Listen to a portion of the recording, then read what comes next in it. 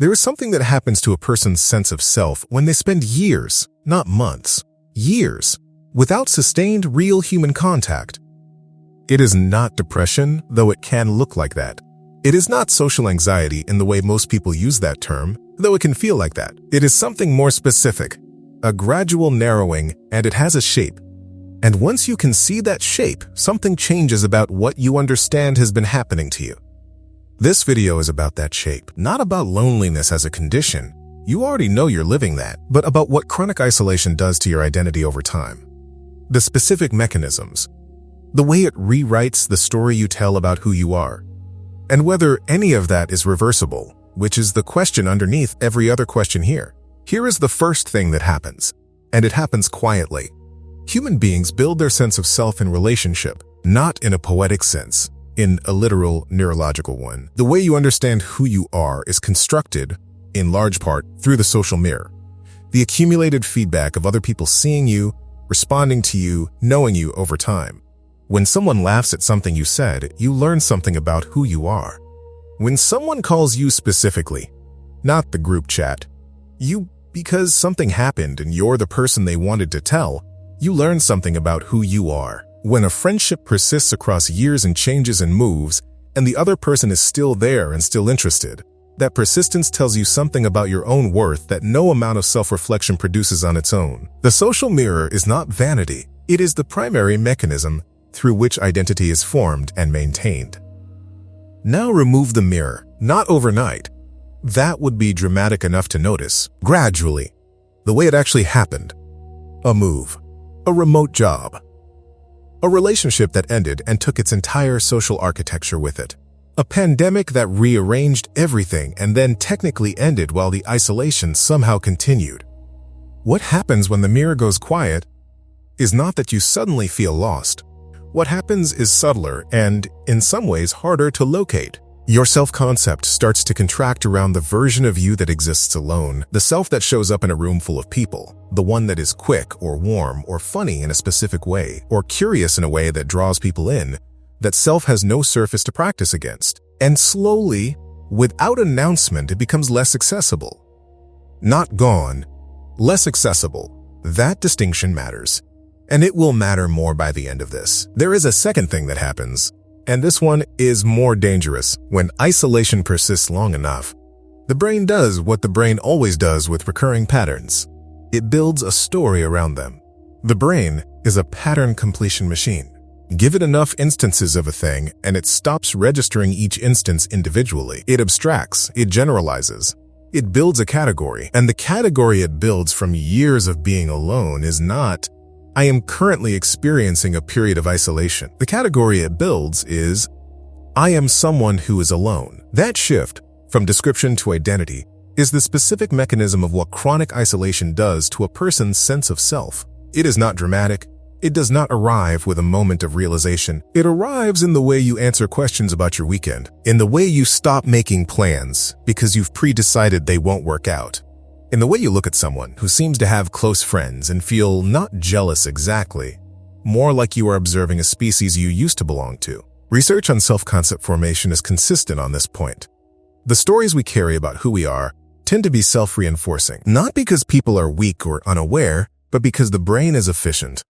Once a narrative is established, it filters incoming information to match it. Which means that when an opportunity for connection does appear, the colleague who seems genuinely warm, the neighbor who invited them to something, the story intercepts it. I'm not good at this anymore. It will be awkward.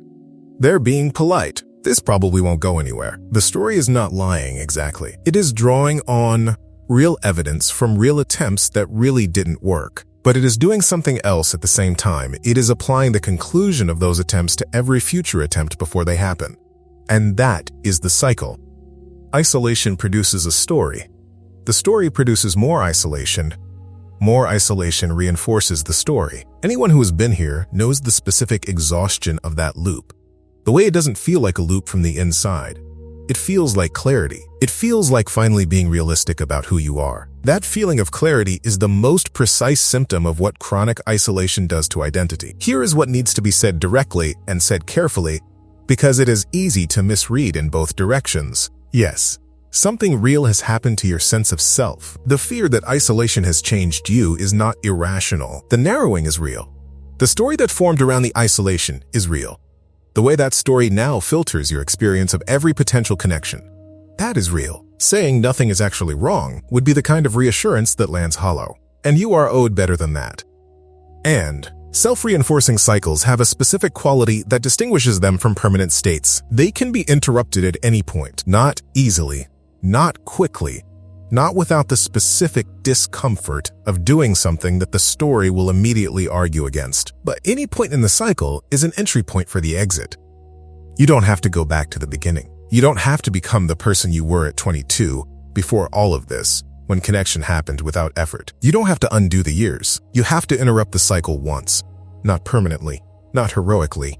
Once, in a way that produces enough evidence to complicate the story. Research on identity and behavioral change points to something that seems almost too simple.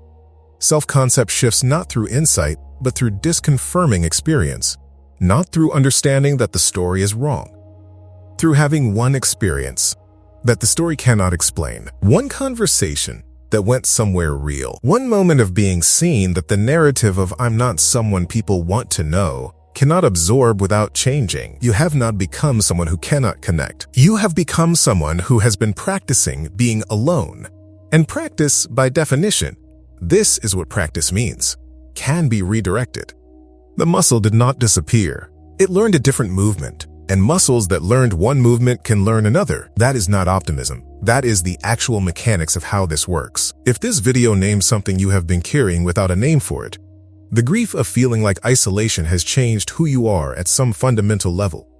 There is a guided process in the description built specifically for that work. It is called Grief and Growth. 12 modules that move through the process of grieving the social self that isolation took and building, from that grief, a clearer and more conscious version of who you are becoming. Not a return to who you were, something more honest than that. The link is in the description and the pinned comment. The question that is probably forming right now is the right one. I've tried, I've had conversations, I've made attempts, and the story is still there. That is true for most people at this stage, and it is not evidence that the cycle cannot be broken. It is evidence that the kind of contact that breaks the cycle is different from the kind most people attempt when they are trying to break it. Here is the distinction that matters. Most attempts at connection when you are in this cycle are attempts at performance. You go to the event and monitor how you're coming across. You have the conversation and afterward review it for evidence of how you did. You reach out and immediately begin managing the risk of rejection before the other person has responded. That is not contact. That is audition. And audition reinforces the story because audition confirms the premise of the story. That connection requires a performance you are not sure you can sustain. The contact that interrupts the cycle has a different quality. It is ordinary. It is not optimized.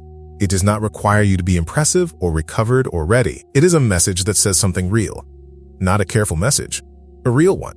It is showing up to something small and allowing yourself to be boring in it. It is a conversation that does not have an agenda about what it's supposed to prove. This is not a tactic. It is a description of the only condition under which the social self can begin to remember how to operate, the condition of not being observed by itself. The version of you that used to make friends without thinking about it was not more capable than you are now. They were less self-aware in a specific and useful way. They were present instead of monitored.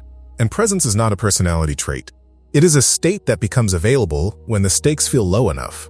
And the stakes feel low enough when you stop treating every interaction as evidence for or against the story.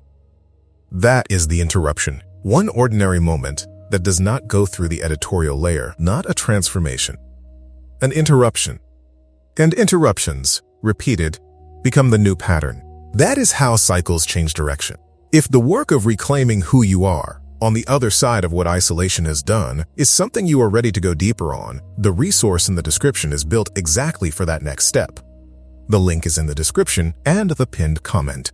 At what point did you first notice that isolation had started to change not just your social life, but your sense of who you are? And what did that feel like from the inside? What was named today is not a small thing. The fear that chronic isolation has changed you at some fundamental level, that you are becoming someone who cannot connect, that the capacity has been used up or replaced, that fear is one of the heaviest things a person can carry quietly. And it deserves a serious answer. So here it is, as precisely as it can be said. something did happen. The narrowing is real. The story that formed around the isolation is real. The way that story now intercepts possibility before possibility has a chance, that is real, and you were right to sense it. And what happened is a process, not a verdict. Processes have mechanisms. Mechanisms can be identified, and things that can be identified can be interrupted. The version of you that existed before the algorithm curated your social identity, the one who was present in rooms without monitoring how they were landing, who made friends without a strategy, who could be boring around people and feel fine about it. That person is not a former version. They are a layer underneath a set of practices that were learned in response to real conditions. Practices that were learned can be unlearned, not quickly, not without the specific friction of doing something the story will argue against. But the argument is not the truth. The story is not the sentence. The capacity you are afraid you have lost is still there. It has been practicing the wrong thing. And you now understand, more precisely than you did before today, what it has been practicing and what it would mean to practice something else. That is not nothing. In fact, for where you are, that is almost everything. I want to leave you with something to sit with rather than something to do. The identity that formed around isolation, the one that says, "This is just who I am now," is not a discovery. It is a conclusion the mind reached under pressure with the evidence it had available. You have more evidence now. And new evidence, taken seriously, changes conclusions. You are not starting over. You are remembering.